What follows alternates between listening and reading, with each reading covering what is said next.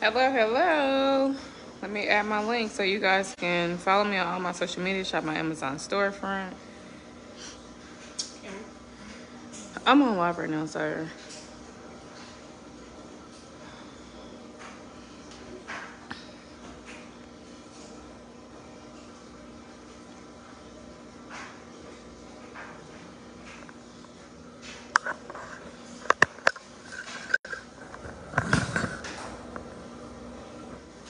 Hello, hello, hello.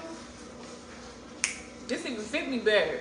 Hey, we down. Hey, we down in size. We down in size. But look, I came over here to talk to y'all about something. So give me a second. I gotta get ready to make my tea. That don't take long.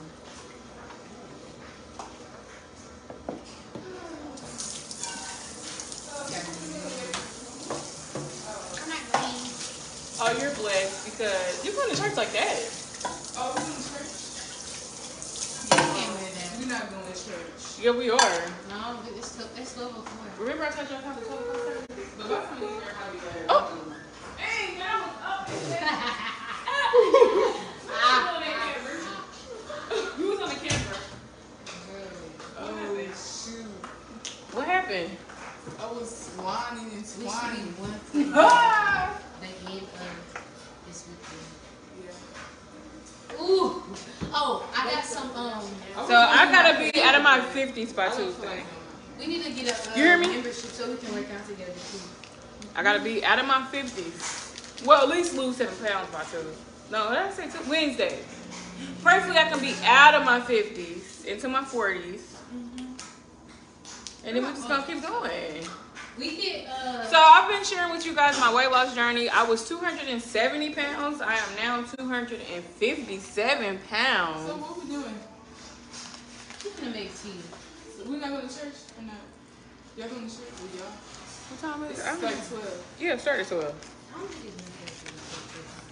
That's not true. Maybe it's not that one. I don't know. That's not true. And I was up at 7:16. I looked, me too, but I went to sleep. I said, okay, we're going to get up at 7:30. I can do my hair. Just do your hair. You can leave what you got on. What? You want to go? Don't leave me, Mama. You want to go? Something to do my hair. How long is that going to take? Go ahead. Yeah, she's gonna take all We all that. wearing our natural hair. How beautiful is that? We're all losing weight. How beautiful is that? God is good. God is great. He is amazing. Yes, he is. Why is these pots on the Other one. Basically, that's guaranteed. You're streaming. You're streaming. I know. That's what I took take off. Said we would. Why you didn't make that face? Because I already had told you we would. Okay, what's up, guys? Happy Sunday. Today is Sunday. An amazing day. Another day that God has gave us to be here on his gracious earth. And we live in this life called life. We're doing this thing called life, right? And I was having a conversation with my daughter this morning, and I was telling them I had this crazy dream. But I said I would tell them later what it consisted of. But then my daughter still telling me about her dream, and she was telling me how it was like death and escapement. And so I just want to talk about death. Death is something, if you ever experience losing a loved one, the grieving process can be challenging, right? And I was in a season where I was just losing so many loved ones. Like death was like all around me, and I wanted to escape it because I hate the feeling of death. I hate the feeling of losing someone, especially when there's an uncertainty with other people. If you're close to that person, the first person they gonna put the blame on is the person they close to, right? So I experienced that twice. And almost semi when my sister was murdered, and she had a murderer. So the first death was my husband. He was a known pastor in the city of Hallville in Indianapolis, Indiana. That's where I'm originally from. And people didn't want to accept how he died. And so it was so many rumors spread across the city, and it just kept circulating back to me from family and people I didn't even know, or some people I did know, and they were telling me like, oh my God, I couldn't believe it was you. Now that I know it was you, I know they were lying, da, da, da. And it never was written out that he was murdered, or there were any foul play, but people will start making up stories because you are the closest, right? Not accepting that this person had a mental health problem, he was going through some things. They didn't want to accept it because he was a pastor. People put pastors on a certain pedestal, right? You know, thinking they can do no harm, but not knowing in reality they are human and they do live an everyday life. And some things you're not gonna know that they do, right? Not even the person that's close to him. I was the wife. So that was the first death. And 5 months after my husband passed away, my youngest sister was murdered by her oldest child's dad. He murdered her in front of her 2 small kids. Her daughter was 2 months old at the time, and then she had a 3-year-old son. I got them after. Now, she had a murder. It was a manhunt. They was looking for him. We knew who the murderer was. It was witnesses. But some people want to, still try to flip me because it's my sister, and I had just lost a husband. Oh, was you around when your sister passed away? And I'm still grieving. Widowed mother, 2 kids at the time. We live about 45 minutes away from where my sister at. And they somehow tried to place the blame my way when there was a convicted murderer in a manhunt, right? The manhunt didn't last long. They found him. He couldn't escape it because there was too many witnesses. Neighbors heard it, Neighbor had to come down and recover my niece and my nephew from the situation. So I lived through that. And then after getting my sister's kids, I had my 2. So now I'm a widow mom. I got these 4 kids, and I'm still going through the grieving process. I lost a husband, and I lost my youngest sister. She was murdered. And so it's a nasty situation. And so I knew that I had 2 sisters. We were separated when we were kids. One got adopted, and she was raised in Gary, Indiana. The other one, my grandmother was able to get out of the system and bring back. But when she got older, she got involved with a man. Him and his family manipulated her. And they all had mental health problems. My sister had a mental health problem. I ended up getting reunited with my second oldest sister. And just telling her like the stuff that was going on. She's trying to figure out what's going on because she hadn't been in the family in about 20-something years, 22 years, I think. And our relationship started out rocky because one, I had been an older sister. I played the older sister role for 21 years, right? I was always the backbone of my family. When I always said I would keep my family together because my mom went to prison when I was like 15. She's still in prison. No, actually, she got sentenced I think when I was like 16, 17. But she was taken away when I was like 15 for a murder. It was murder, a robbery murder. So I was just like, I would never let my family be separated, especially experiencing that me and my sisters were separated at a very young age. I think I was a baby at the time my sisters got taken away from my mom. Hey, y'all gotta turn that music down, I'm live. Shut that door. Was you playing music the whole time, Janiyah? Huh? So, it's going back to that, getting reunited with my sister, then her asking like, hey, where's our older sister? Because I know she get back.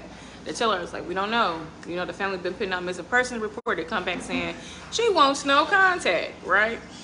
So a few months after me getting reunited with my second oldest sister, I ended up getting a call from Child Services letting me know that they had my niece, who I never met, and she was in need of services. They seen that I was my sister's sister, and I already had our other sister kids. Would I be interested in getting her? And without a drop of a dime, I said yes. Never met this little baby, didn't know nothing about her. I just knew she was my niece, right? So I was like, yeah. So I'm a widow mom. I already got 4 kids, 2 biologically mine, 2 inherited from the youngest sister that was murdered. And I said, yeah. And so I had to wait. I got a call, I think, on a Wednesday. They said, well, we'll see you Monday. Monday? Where my sister? What's going on? They said, we'll let you know. They couldn't tell me over the phone. So they get me to the office. I'm greeted with the social worker and her supervisor. I knew this was serious because the social worker and her supervisor greeted me at the building. So they walked me down this long hall, set me at this time. When I went, it was like a movie. I'm walking down this hall, and I'm like, man, what is going on? What could my sister have possibly done? Where I had to wait all this time to see what's going on. They get me in the office, big conference table. They sitting across from me. I'm on the other side, and they was like, well, we have good and bad news. The good news is that we have your niece. She is in need of services, and we need to move fast. And I'm like, okay, well, what's going on with my sister? Well, the bad news, unfortunately, your sister's deceased, and she's been deceased for 9 years.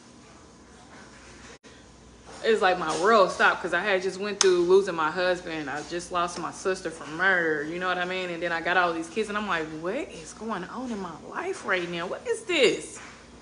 And why is it surrounded with death after death after death, right? And I remember, my husband was a pastor, so I was deeply into church. But it did make me feel like I didn't want to go to church no more, but I always kept my faith in God. I never gave my faith up in God because I knew he was real. And I needed him, especially when I got those 2 other kids. I'm like, Lord, how am I going to take care of these kids? God provided, right? So, they was like, unfortunately, your sister's deceased. It has been for 9 years. I said, well, why are y'all just now contacting me if my sister's been dead for 9 years? They said, we just got the case. It's some individuals that have your niece. They illegally have her. They're not her family. And we found out that you were the family. We're trying to place her with you. And so I'm like, wow. I said, well, I need to know some things about my niece. I said, is she mentally, physically disabled? They said physically she's not disabled. Mentally, there might be some disability issues because she's never been to school. How old is she? They said she's 9. I said, wow. I kind of figured that because when I was pregnant, the last time I talked to my sister, when I was pregnant with my first biological child, she was pregnant as well. And I was trying to connect with her so I can help her because it was a lot going on. I had to tell that story later, and I wanted to help, and she would not let me help. And she, the day she had her baby, she called me and my aunt, gave us the name of the hospital, but they didn't have her there. So we couldn't find out what hospital she was at. So I knew I had a niece, just never had met her. So anyway, I'm like, wow, she never been in school. They like, she's never been in school in 9 years. The farthest places she would go or have been is Walmart. It's in the neighborhood. Who are these monsters? And so they told me the name. And I said, I know the guy. I said, my sister was dating him. He was a lot older than my sister. And he was not the father of my niece. It was another guy. Which, when I talked to my sister before she had passed away, she told me she was pregnant by a younger guy. My sister was like, so how? She was like in her 20s and the dude was like 17. So she got pregnant by somebody young. But, so I'm just like, wow. They said, but we need to move now because we think that they're going to try to run with her. And she's living in an unsafe environment. And I said, well, bring her to my house. They said, you got a bed for her. I don't have a bed right now, but I would take one of my kids so they can sleep with me, put her in the bed. Let's get her out. Give me my niece. And so they moved. They ended up making it where they could, give me a bed for her and everything and clothes. But before that happened, I had my aunt-in-law where when I got her, she was like, hey, bring her to me. We're going to take her to get some clothes, do what we got to do to make sure she's adjusting. And so we did that. I got her in school the next day. She was so confused. So my sister's boyfriend, family that had her, she was raised to think that the boyfriend was her brother, his mother was her mother, and his grandmother was the grandmother. And none of them was related to her legally. And so she was so confused and trying to figure out who I am. And when I seen her, I wanted to cry because she looked exactly like my sister, a spitting image of my sister. And I said, oh my gosh, she looks exactly like my sister. And she was like, hi, how are you? She's like, how are you? I'm like, I'm fine. She was like, are you my mom, Deborah's mom? I said, that would be impossible. I said, because Deborah is almost my grandma age. I said, I'm not related to her. You are not related to her. I'm trying to tell her that's not your family. And she confused because that's how she knew for 9 years, right? She like, what? So I had to take her home. I introduced her to my kids. And I had to be up at night because she wanted to try to run to the woman she thought was her mommy. She wanted to run to her. And I had to grab her and cry. I said, baby, I'm so sorry. That's not your mommy. that is not your mommy. Your mommy's gone, which was my sister, and now I'm your mommy. So it was very challenging. I'm a widow mom. Oh, and I didn't even say this. When I had got my my oldest sister daughter, I was pregnant with my third biological child. So it's like I lost my husband. I lost my youngest sister to murder. Found out I lost my eldest sister. We didn't even know the cause. Couldn't get a death record until later. You know, one of the family members had to do some research. There was a lot of illegal stuff with that. But we ended up finding out the cause of death with my oldest sister. She died of a meningitis infection in the hospital she was actually born in. But like my family, we knew nothing of this because this family had lied and said that they were her family, and the doctors believed it. So that makes me think too, something needs to be put in place where people can't just come in and say they're related to somebody and they're really not. But anyway, that's another story too. But they believed it. So anyway, I went from having 2 kids to 4 or 5, and on my way to having 6 kids. I was 27, I think. Yeah, 27 years old. And I mean, my life was just spinning around, and I'm like, Lord, I am tired of being around death. All I'm doing is experiencing death. Death is not a good feeling, especially when you got to be the one that's going through grieving and dealing with people, you know, spreading rumors and lies on you, fabricating your name. It's running your name through the dirt, right? And you still holding on, and you praying to God, and you like, Lord, I don't want to be around this no more. Why am I going through? What have I done? I have not done anything to anybody in life to, you know, to be going through this. But we can never question God, because when we're going through something and we thinking it's the enemy, God is really cultivating us and getting us prepared for the purpose he has for us in life. And unfortunately, I had to go through all of that. But I have to honestly say, through all of that, God has been amazing to me. He has been gracious to me, and his favor forever reigns over my life, and I just thank him for that. I'm a living testimony. I'm able to stand here and talk to you guys about my story. And I also don't believe God allows us to go through things to keep it hidden or hide it or try to paint this picture like our life is perfect, and really we know it's not, and we have all these layers and accolades we have to go through life, right?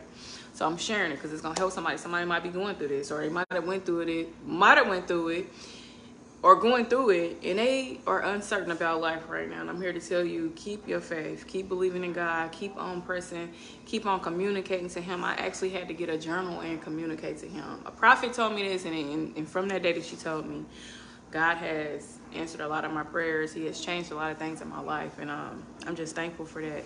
But I hate death, and I had a dream last night about death, and I just woke up and I'm like, Lord, I don't want to go through this again. I don't want to go through it. My daughter told me she had a dream about death, but she kept escaping it. I said, well, thank God for that. Thank God it was a dream. But Lord, I pray it does not manifest and come to life, because I don't want to deal with it. And thankfully, I have not lost anyone, not in my family, that's extremely close. Well, I did kind of, well, that's in the past, like recently, and I'm just praying I don't want to be associated with death. Oh, and I forgot this part. I experienced it again. So after losing so many loved ones, I'm surrounded around death, right? I had this cousin that lived in Atlanta, Georgia. She kept saying, you should come, you should come. Me and my husband want to help you and the kids. And I'm so independent. I'm like, what you mean by help? You know, financially, I'm all right. I'm going to make it work. She said, nah, like, you need help. Like, somebody to watch the kids or just spend time with the kids. Okay, cool. I'll come check it out. But Atlanta had this bad reputation, right? And we know what that is, the homosexuality. And I was just like, I don't know if I really want to deal with that and bring my kids around it. And so, long story short, I ended up going out, fell in love with Atlanta. Okay, it was beautiful. Cost of living was amazing. You get a big house for a really cheap price. And I'm just like, we out here. And we moved there. And I had got a beautiful home. I didn't purchase the first time. I didn't purchase no home. But we had a beautiful home. 4-bedroom. I think my rent was like $1,100. Utilities was cheap. I thought I was in a nice neighborhood. This thing will fool you about Atlanta. You think you're in a nice neighborhood and you find out later something. I really thought it was nice too, because my niece, my oldest niece that I adopted, she went to school with T.I.'s son, King. They was in middle school together. I'm like, okay, we're in a decent neighborhood. I got robbed and everything. Well, my house got broken into. I didn't get robbed. My house got broken into while I was gone. And we caught the young kids. It was teenagers, next door neighbor friends on camera. They did get charges for press. But anyway, it was something else. So through all of that, things in my life started changing, and I started just getting out networking with people, and I was doing things that I could only dream of to do, or in meeting people that I could only dream of to meet. Like, I was just putting myself out there, and then I went on this weight loss journey because everybody in Atlanta was looking good. You feel me? And I'm like, if I'm gonna be here, I gotta be looking good with these people. You hear me? And so I lost 69 pounds. Thanks to JJ Smith. She is the author and the owner of the 10-day green smoothie cleanse. It changed my life, and I was working out too, and I had lost a lot of weight. I was looking good. I was getting in things, networking with people. I ended up working for T.I.'s wife, Tiny. She had came out with a tequila, and I was one of her models for that. A lot of things changed for me, right? A lot of things changed, and so life was looking good. I'm out networking. I'm meeting all kind of celebrities. I'm doing things that I never thought I would do. Legitimately, happily, you know. And so, I don't know. And so, after, I think, the 3rd or 4th year of us being there, I did lose my second oldest sister's, not oldest, my youngest sister, son. She was the one that was murdered in front of her kids. I lost him, and that was a breaking point. You know, I'm like, I was happy, the kids is happy, and then this happened. I lose a child. That is the worst feeling I think I've ever felt in my life. Losing a child. He was only 7. He did have a lot of mental health behaviors because he seen his father murder my sister. He seen his father murder. And before he died, the day he actually passed away, I was on my way to go to class. I was in college. I was in rural religion. I was doing my finals that day. And I remember making him this shrimp salad. He really didn't care for like salads and stuff like that, but he said he wanted a shrimp salad. And I said, you want a shrimp salad? And he was like, yes, I'll come and make it for you. We talking. And he says, Mommy, why did my daddy murder my mama like that? And I said, oh my God. I said, I'm sorry. I said, I don't know. He said, it's okay. He said, because when I get older, like him, I'm gonna murder him. And I said, no, you're not. You're gonna let God take care of it. God gonna take care of it. And he just cried and said, no, I'm getting him. And unfortunately, that's the last time I seen him. I was in my rural religion class, got a call. That's the most terrible call you can get. You're in college so you can better yourself, give your kids a better future, you know, lead by example.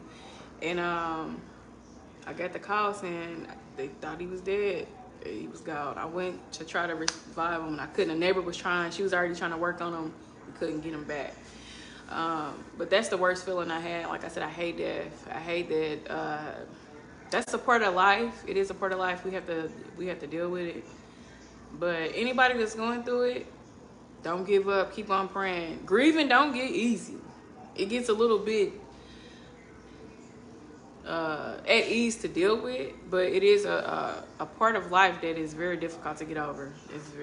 And then, like I said, it leaves me in uncertainty. I want to say this too, because I was around death so much, and I wanted my kids to be away from it. It was like we was trying to get away from it, but then I lose a kid. All the kids see this, you know, and they start thinking like, is death? Is this how we should know?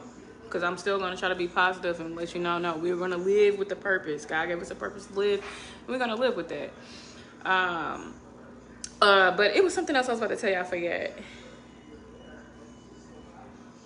I didn't say. So after I had lost my son, I'm gonna say my son because I adopted my nephew when he was 3. I was now his mom because my sister was taken away from us. After losing him, my dad is from Chicago. He like, hey, why don't you just come and give this a chance? Come to Chicago. I can help you with this. I'm like, I don't want to live in Chicago, Dad. Y'all crime is bad. And he was like, we got suburbs. And so I'm like, okay, I'll check out a suburb. And oh, it was a journey. That was a journey itself. Woo, Lord, I'm gonna write a book. I promise I am going to write this book, okay? Because I got a lot of accolades in my life, and sometimes I just like, dang, I really went through this. I went through this, and I'm standing here. I'm smiling. I'm a social media influencer. I'm a content creator, and I get paid for these things. I'm also a truck driver. And it was all God behind me the whole time. In order for me to be able to stand here and be these things, it was all God. But it was something I was gonna say and I forget. But I moved there, and My dad helped me a lot, like he said he was. But honey, the area I was living in, they was not liking us. They wasn't liking us out there. They didn't like Brown. And they was trying to do all kind of things to me and my children. So we had to go. I said, let me go back to Georgia. Because this ain't it. And so anyway, I just wanted to share that. Somebody might be going through an uncertain situation right now. You're dealing with grieving. You don't know how to get through that grieving. I just want to say, keep holding on, keep on praying, and know that God is in control and he has a purpose and a plan for your life. You are not destined to die right now. If you're thinking about committing suicide and taking your life, it's not your time. Only God has the power of life and death, right? So do not take your life, because you don't know where you're gonna wake up on. You're gonna wake up on the wrong side, and you're gonna regret it, and it's gonna be too late. You can't get your life back. All right. I just wanted to put that out. Happy Sunday. Have a blessed Sunday. I love y'all.